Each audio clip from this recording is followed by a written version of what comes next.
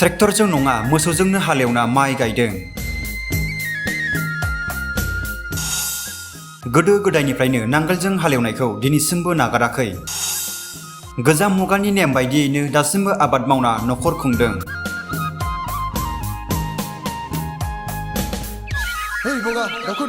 बे नुथायानो क'क्राझार जिल्लानि सिङाव थानाय दावलिगुरि ओनसोलनि बर' गामिफोराव दैज्लां बोथोर सफैनाय लोगो लोगो आबाद फोथाराव गोनोखो मुगानि आगजु एबा ट्रेक्टरजों नङालासे मोसौजों हालेवना माइ गायनायखौ नुनो मोन्दों। बे समाव राइजिं बड'लेण्डनि एक्सक्लुसिभ रादाबनि गेजेरजों नोंथांमोननो दिन्थिनो लादों। दा गायनाय फुनायनि बोथोर नंगौ। दा नैबे समाव गायनाय फुनायनि बे बोथोराव बयबो रायजो राजाफ्रानो गावनि आबाद फोथाराव खामानि मावनाय आरो आबाद फोथाराव बायदिसिना बिदिनो माइ गायनाय, खोथिया फुनाय, आलि खोनाय, गुबुन गुबुन खामानियाव दा गासैबो मुखुब जानानै दङ। आं बे समाव आङो दा दङ क'क्राझार जिल्लानि सोनाब फारसे थानाय नैबे दावलिगुरि बे गामियाव आरो बे गामिनि उदां गेवलां नैबे फोथाराव आबाद फोथाराव आङो दंफैयो। आङो दा बोथोरनि नैबे समाव मा माइ आबादखौ मावनाय जायो आङो माखासे बेवहाय आबादारि बिथांमोननिफ्राय आङो मोगा मोगि माखासे बाथ्रा आङो लागोन आरो बिथांमोना फोरमायगोन मा बोथोरजों बिथांमोना मा आबाद खालामो। आरो जों मिथिगौ बर' हारिया मिथिंगाजों सोमोन्दो लाखिनानै बा मिथिंगाजों खाबजानानै बायदिसिना आबाद मावनाय आरो बायदिसिना आबाद मावनायजों लोगोसे गोबां बेबायदिनो रंजानाय बा गोबां फोरबो खुंफुंनायखौ नुनो मोनो।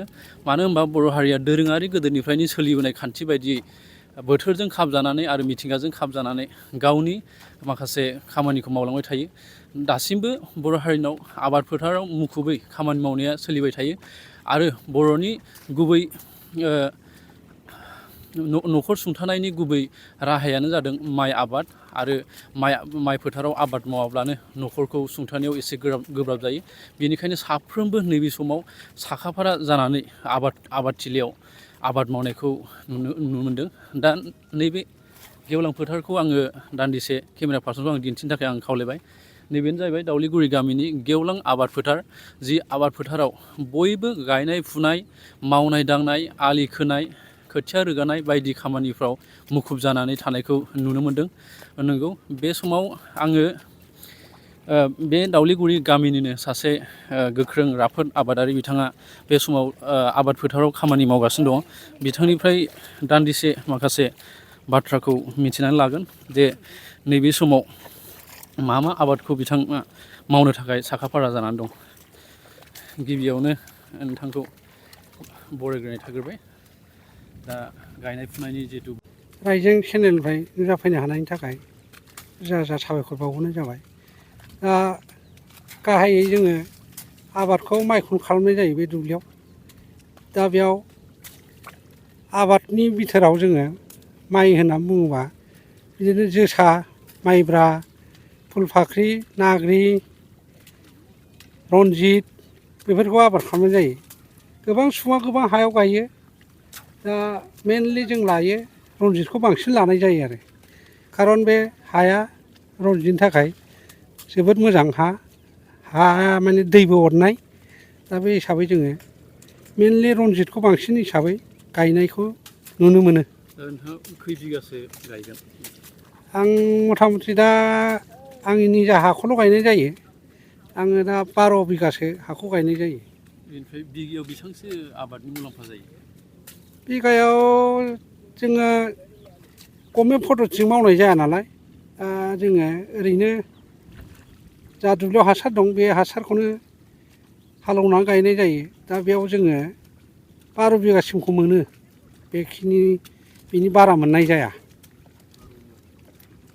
12 मन।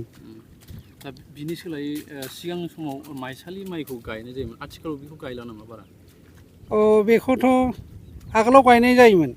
माइमा बिदिनो माइसालि नाग्रिफोरखौ बांसिन गायोमोन।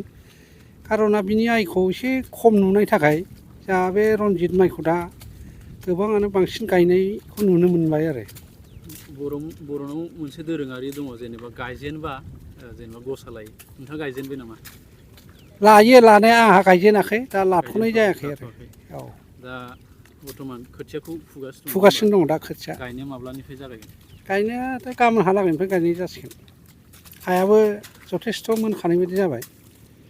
दा जेनेबा गोबां मानसिफ्रानो आबादथिलियाव फैला आथिखालाव लाइमोनफ्रा माखासे लाइमोनफ्रा बेनिफ्राय आबादखौ माबोरै मावो एसेबां खस्थ' बिनि सायाव मिथिया जेनेबा आबाद मावनायाव बेसेबां खस्थ' जायो नोंथाङा एसे आबादाव मावग्रा हिसाबै एसे फोरमायनो हागोन नामा? बेथ' बुंनांगौबा एसे गोलाव जायो खार'ना माने आङो दा आजिलै 32 बोसोर जाबाय खामानि मावनाया बे माइ आबादखौ खालामनाया। दा बेयाव आगोल समाव जोङो ट्रेक्टर हाबामोन नालाय ट्रेक्टराबो खममोन बे हिसाबै जों मोसौजों हालेवनानै गोबां बोसोरखौ गायनानै जाबोनाय जादों। दा हयथ' ट्रेक्टर मोननानै जों एसे आरामाव फैदों। अब्लाबो जोंहा बे गायनाय फुनायाव बे खदाल जावनांगौ, आलि खोनांगौ, खोथिया रोगानांगौ बेनो मेनलि आरो जोंना दा। आबाद जेला मावो खस्थ'बोथ' बहुद जायो, गोबाङानो खस्थ' जायो। नाथाय माइखौ जेब्ला जोङो फानोब्ला बिनि दामखौ जों बारा मोना। बेनि सायाव माबा फोरमायहरनो लुगैयो नामा सरकारनिसिम? बेनि सायाव आङो सरकारखौ खावलायनाय जायो। माने जोंहा माइ आबादखौ मोनो जोङो बिगायाव 12 मनल'। बेयाव जोङो आबाद खालामनायाव जोंहा माखासे गावबो हारसिं हाजोबो हिसाबै खामला लानांगौ जायो, माइ जोलै बायनांगौ जायो, ट्रेक्टरनि भारा हरनांगौ जायो। बे हिसाबै मुलाम्फाया जोंहा खोब खम परिमानाव थायो।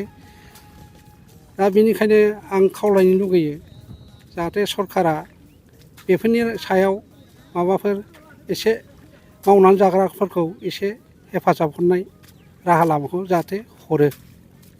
गोजोननाय थाबाय बिथाङा फोरमायलांबाय गोबां खस्थ' जायो आबाद मावनायाव।